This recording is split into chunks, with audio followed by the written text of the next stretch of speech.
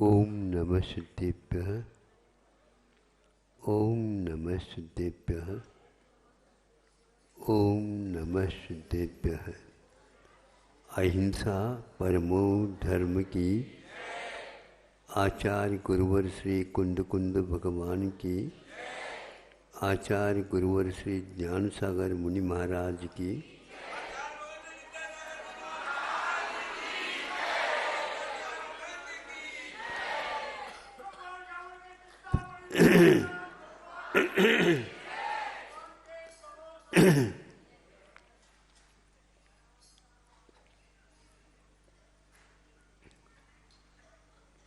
आत्मा का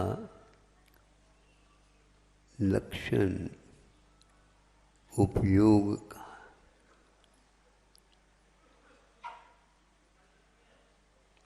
उपयोग के अभाव में हम कभी भी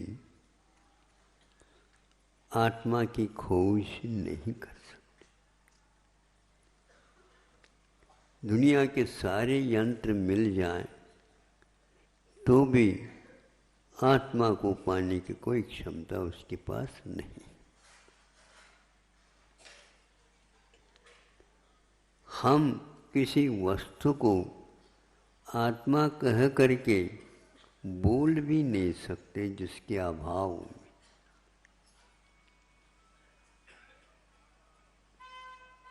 उसको उपयोग कहा है। उपयोग तो कीट पतंगों में भी है, किंतु मनुष्य अथवा जिसके पास संजीवन है, मन है, वही कथनचित पहचान सकता है। हमें आत्मा को देख करके दूसरे के सामने इसको परिचय के लिए रखना, ये हमारा अविवेक माना जाएगा। हमें अपने आप को पहचानना है तो वह इसलिए पहचानना कि हम अन्य पदार्थों से हट करके अपना जीवन व्यतीत करें। आप लोग जीवन व्यतीत तो कर रहे हैं, जीवन अतीत भी हो रहा है, भविष्य सामने भी खड़ा है, लेकिन इससे संतुष्टि नहीं मिल पाएगी। उपयोग के माध्यम से हम आत्मा को जान भी लेते हैं, किंतु उसे पा नहीं सकते। जानना अलग है और पाना अलग है। इसलिए अब उस ज्ञान की भी मुझे इच्छा नहीं लगती, क्योंकि उसके माध्यम से मैं जब तक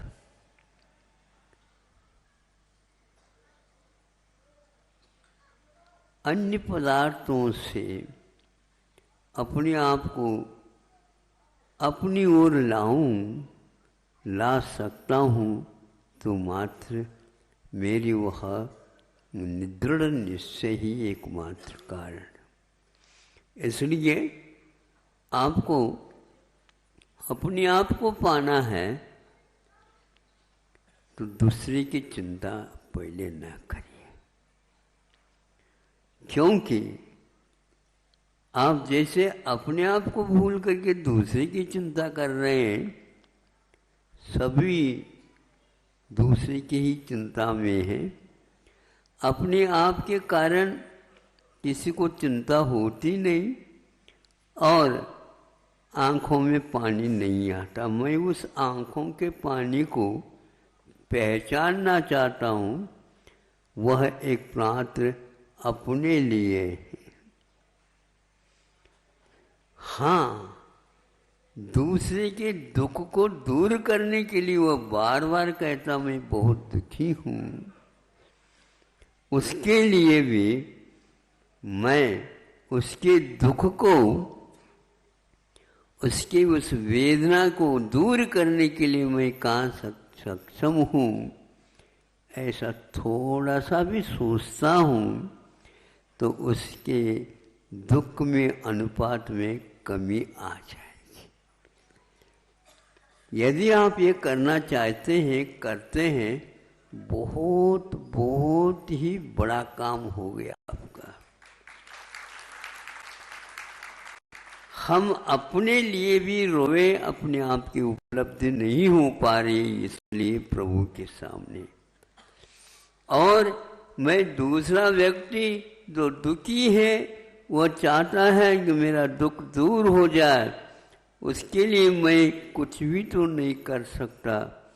नहीं कर सकता ऐसा नहीं, दो आंसू तो हम वहाँ पर छोड़ सकते।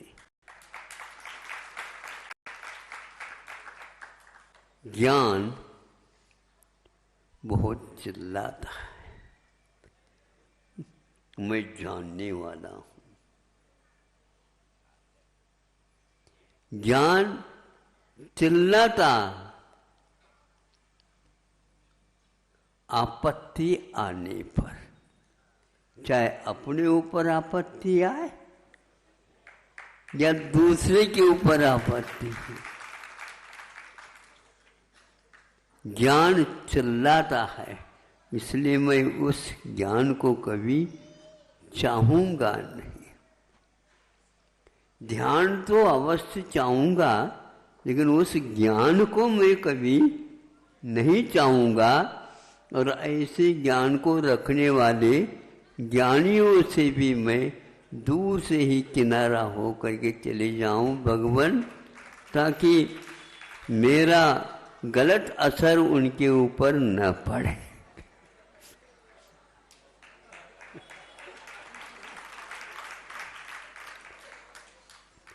असर बहुत जल्दी सर होने के कारण पड़ता है। असर हमेशा हमेशा पड़ता है। क्यों पड़ता है? सर होने से पड़ता है। मैं प्रभु के चरणों में सर झुकाना चाहता हूँ और उस असर से मैं दूर होना चाहता हूँ।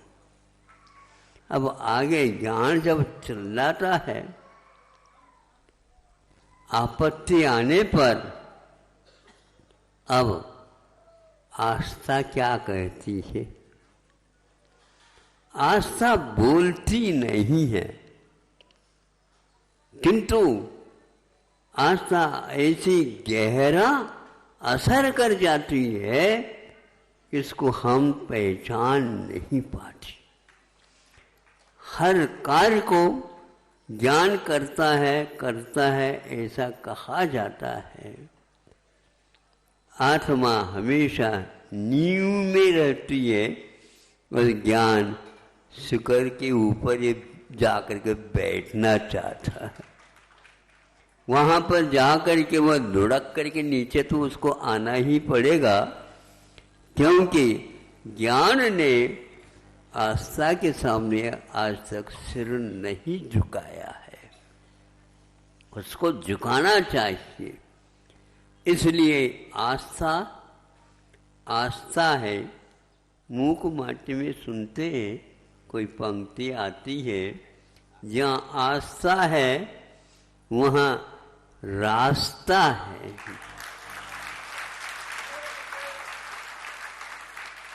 ज्ञान के लिए खोजना पड़ता है, आस्था के लिए खोजने की बात नहीं, खोदने की बात होती है। हम खोज न करें, अपने ओझ को बिना मतलब कम न करें, किंतु हमारी आस्था जितनी दृढ़वती होती है, वैसे वैसे ज्ञान झुकने लग जाता है। ज्ञान झुकने लग जाता है।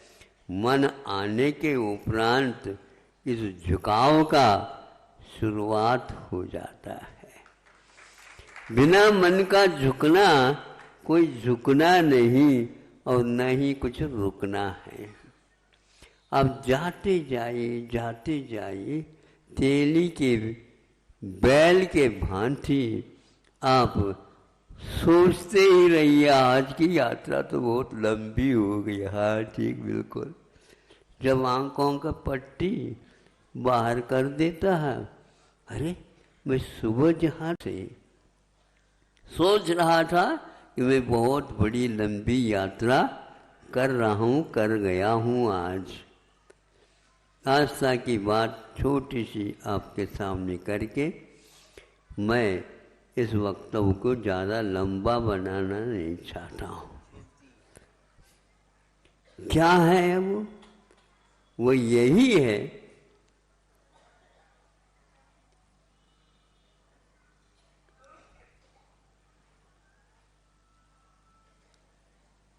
किसी ने कहा तुम आस्था की बात करते हो, विज्ञान की भी बात करो। मैं नहीं करूँगा। हाँ, उसके पीछे वीतराग विशेषण यदि लग जाता है तो उसमें भी आस्था ही पहले नंबर में रखी जाती है। विज्ञान को उसके अभाव में कोई महत्व नहीं देता।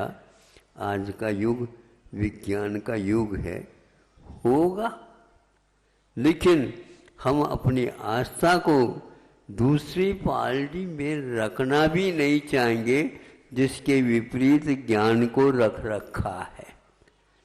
क्योंकि आस्था धर्म कांटे के रूप में विद्यमान है, वो ऊपर रहती है, पार्टी में नहीं बैठना चाहती। क्योंकि भारी और हल्की ये विशेषण पार्टी की ओर देखने से हो जाती है, और वह आस्था न भारी की ओर चली जाती न ही हल्की की ओर चली जाती, मध्यस्थ हो करके रहती है। धर्म कांटा तो देखो, नीचे क्या देखते हो? नीचे तो वैश्य बैठा है और ऊपर प्रभु बैठे हैं। इसलिए आप आस्था से दुकान चलाइए और ज़्यादा चिल्लाए नहीं, एक भाव रखिए। यह आस्था के माध्यम से आपका रास्ता प्रशस्त हो जाएगा। अब देखो, आस्था की बात बताओ, हमें क्या बताएं, बताओ आप। यदि दोनों पार्टी में बैठना नहीं चाहती आस्था, क्योंकि उसमें समानता विषमता होती रहती है। हवा के झोंके से भी भारी कभी हल्का हो जाता है और हल्का भी और नीचे चला जाता है। हवा का प्रभाव इन दोनों के कारण पड़ जाता है। लेकिन धर्म कांटा इधर का उधर नहीं होता। इन पार्टियों के कारण उसको भी यूं इधर कभी झुकता हुआ और कभी इधर झुकता हुआ देखने में आता। ये है उस दुकानदार की कुशलता है। दोबारा बोलो, ये वाक्य थोड़ा सा डंडी मारना उसकी वो कृपा है। तो हाँ, आप पहचान कर लीजिए, कोई बात नहीं। बताओ, यह एक चालनी है और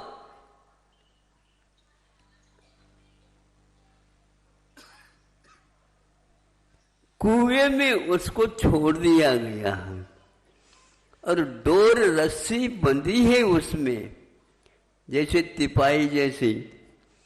अब इस चालनी को पानी से भर दो नीचे कुएं में, और उसके बाद उसको उस रस्सी से खींचते खींचते ऊपर तक पानी ले आओ और मुझे पिला दो, तो मैं आस्था की हमेशा हमेशा सेवा करूंगा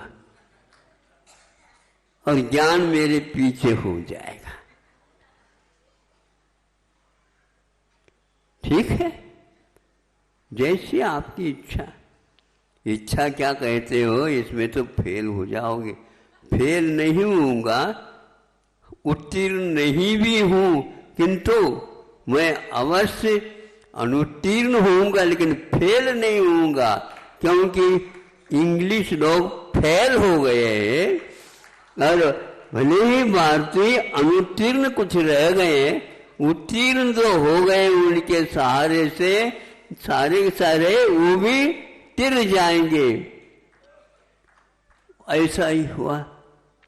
खींचने लगा, वो खींचने लगा तो देखने लगा वो जिसने ये चालनी को भेजी, उसमें से एक बूंद भी नहीं गिर रहा। क्या हो रहा है? ये जादू कर रहा है।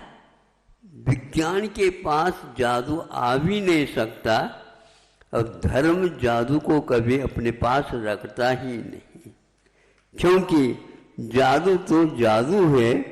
जादूगर आता है, वह धरती के ऊपर से मिट्टी लेता है, फूंकता है और कलदार 3-4 बन गिरा देता है रुपया।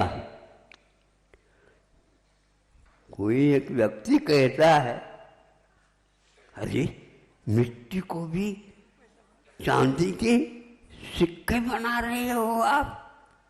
धन्य है भारत, तो बिल्कुल अब सोने का चिड़िया बन जाएगा। नहीं बनेगा। जादूगर से आज तक कोई भी देश उन्नत नहीं हुआ। आपको दिखा रहा है बिल्कुल इतने। हाँ है, यदि वह कलदार रुपया होते तो मैं 10-18 दे दो। सेठ जी हम भूल गए, 18-54 दे दो, चारणे में भी काम चला दूंगा। इस प्रकार वह अपनी जादूगर दिखा करके अंत में ऐसा अपने पास धर्म और आस्था है, ये ऐसा नहीं मांगता। अब देखो ऊपर ले आए उसको, ये कैसी बात है, एक बूंद भी नहीं गिरी। देख लो वहां पर एक बूंद है क्या नहीं। देखता है तो बूंद भी नहीं। वो पानी कहाँ गया? वह पानी आस्था के प्रभाव से बर्फ बन गया।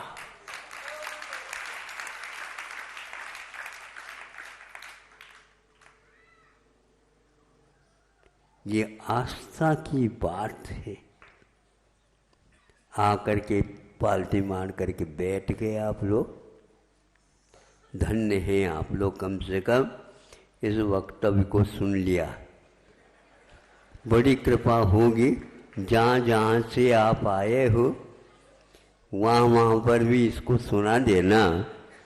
और अवश्य ही आचार संहिता में जो प्रचार प्रचार में लगे हैं उनके कानों तक भी ये चली जाए तो मैं अच्छा समझूंगा, ताकि आस्था की बात आज कम से कम आज सुनने के लिए तो लोग तैयार हैं। आस्था को भी मैं कहता हूँ कि इनके दिमाग थोड़े से फिर जाए। लोग महाराज ये क्या कह रहे हैं आप, इनका दिमाग फिर गया है, ये दिमाग इनका दिमाग फिर गया।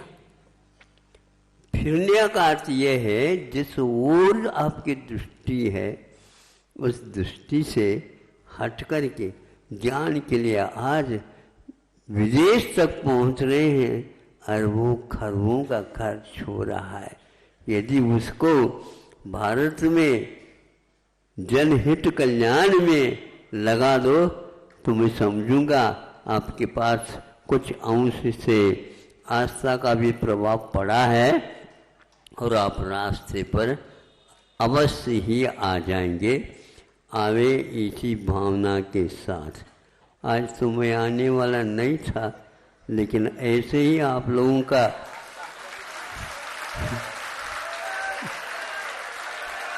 अहिंसा परमो धर्म की